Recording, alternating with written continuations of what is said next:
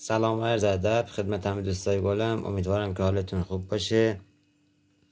امروز ما برنامه غذایی حلزونا رو داریم. همونطور که میبینید برگ کاهو با پودر کمکی تخم مرغ و پودر رشد و تخم ریزی رو داریم. و نکته ای که خواستم بهتون بگم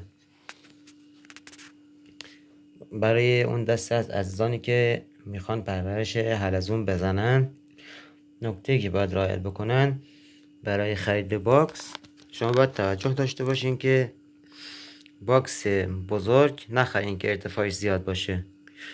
شما باید باکسی بخرید که ارتفاع باکستون بیشتر از 15 سانت نباشه، ارتفاعش کم باشه، به دلیل اینکه حلزونا میرن روی سر باکس و امکان داره که از روی سر باکس بیفتن و لاکشون بشکنه.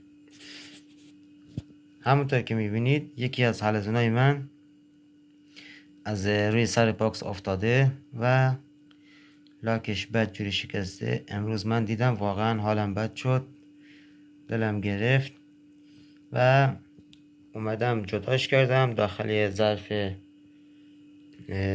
دیگه گذاشتم و براش غذای جدا، ورقه کدو و روشم که پودر تخم مرغ و کلسیوم گذاشتم برای تقویت، که لاکش تقویت بشه.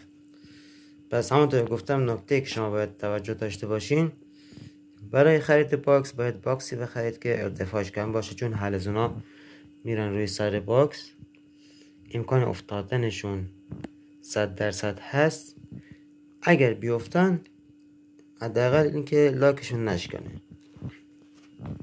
و برای غذا دادن هم شما باید برنامه غذایی داشته باشید، تنوع غذایی داشته باشید، حداقل در هفته 2 بار کاهو بدین، کلسیوم در برنامه غذاییتون باشه و این چیزا رو رعایت کنید. رطوبت خاک رو حتما رعایت کنید. خاک اگر رطوبت نداشته باشه به مشکل میخورید.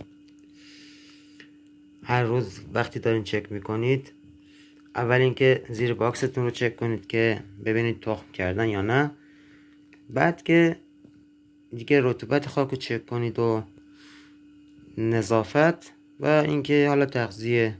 همونطور که میبینید من امروز اومدم به این سبک دارم بهشون غذا میدم، به دلیل اینکه لاکاشون یه خورده ضعیف شده. اومدم یه خورده مکملا رو بیشتر کردم که لاکشون تقویت بشه.